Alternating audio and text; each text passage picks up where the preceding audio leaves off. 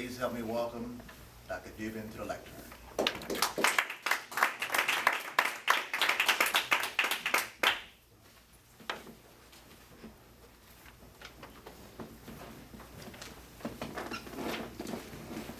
Thank you, Mr. Toastmaster, fellow Toastmasters, and honored guests. The title of my speech today is How to Have a Photographic Memory. Now, who in this room already has a photographic memory? How about you, Emmanuel? Do you have one? No. Diana? Marcus? How about you, Gil? No. Well, all of you are wrong. Every single person in this room already has a photographic memory. The problem is you haven't been instructed how to use it properly. That's what I'm going to do today. Now, I've been interested in this topic for about 10 years, and I've read extensively about it.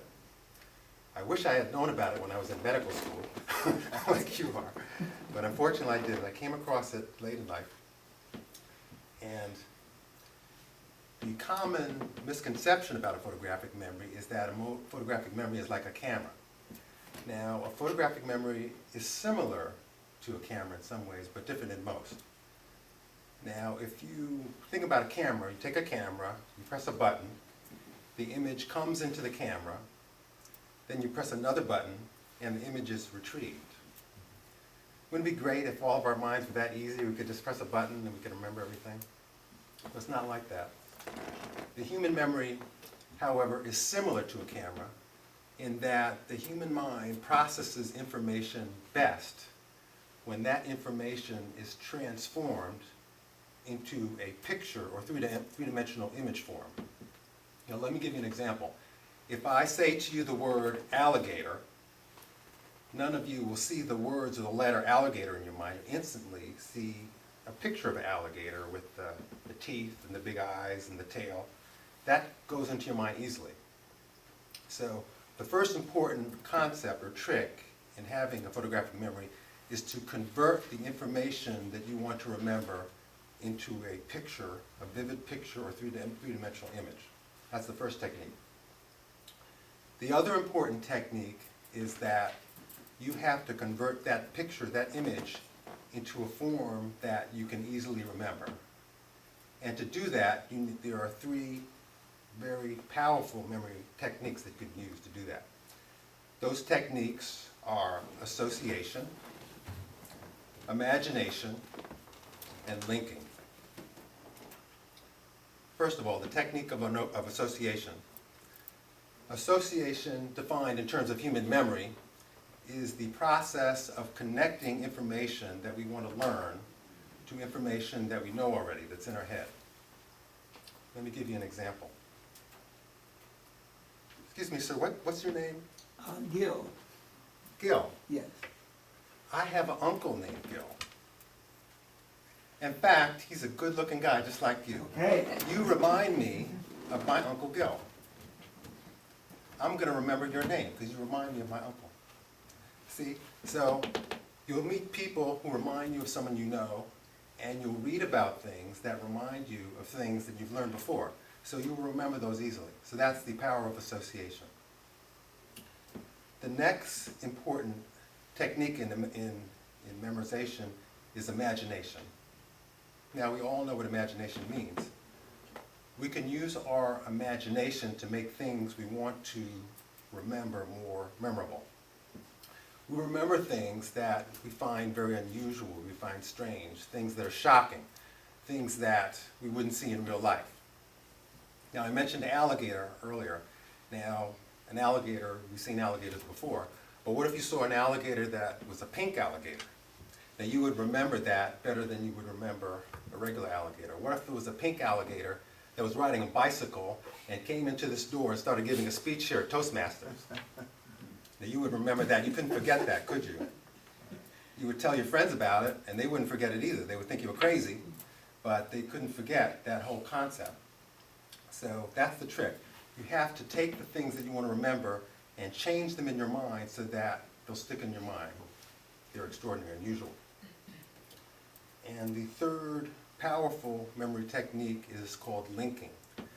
Linking is the process of taking two unrelated objects and using your imagination to create a scenario or story that will make each one of those objects memorable and link them together. After you link two objects, you can link that to a third object, and so on and so on. And then you can do this forever. You can do this for 100 objects. You can memorize massive amounts of information by linking one thing after another. Okay, let me show you how this works. I'm going to take 4 unrelated objects, and I'm picking objects, but it could be 4 main points of a speech. It could be 4 ideas from a story. I'm going to pick 4 objects that are unrelated and show you how these techniques work to link together. The 4 objects I've picked today are baseball, car, bookstore, and dentist. So how do I use these techniques, association, imagination, and linking to memorize these things? The first object I picked was a baseball. So first of all, I'm going to imagine a baseball in my mind, but it's not going to be a regular baseball. It's going to be a large baseball the size of a basketball. And I'm going to take that baseball and I'm going to throw it at a car. So what would happen when I threw the baseball in a car? It's going to shatter the window of the car. And I'm going to imagine the window shattering into hundreds of pieces. Now, of course, the driver of that car is going to be very startled by that baseball crashing his window, and he crashes his car into a bookstore. So that connects the car to the bookstore. Then I imagine the bookstore, Barnes & Nobles or Borders, and I see the books flying all over the place because the car has crashed into it. And then I imagine one of the books flying next door to a dentist's office, and one of the books lodges in one of the patient's mouth. And the dentist is feverishly trying to pull that book out of the patient's mouth. Okay, so now by creating a story, using my imagination, I've linked 4 objects together. The first object was the baseball.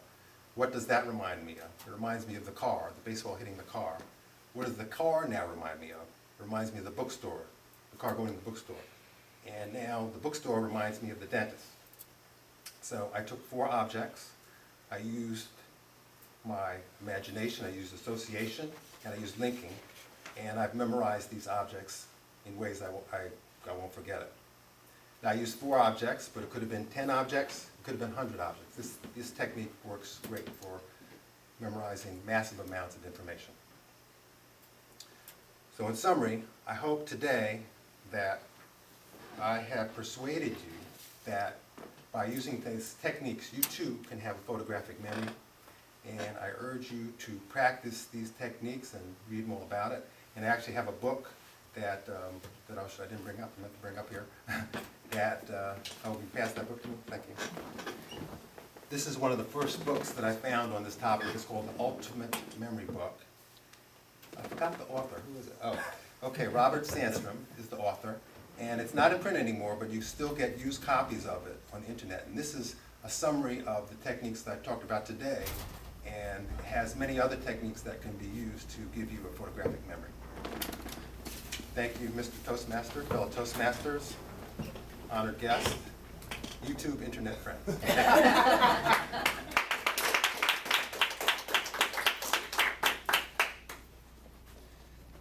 Thank you, Jonathan. That was our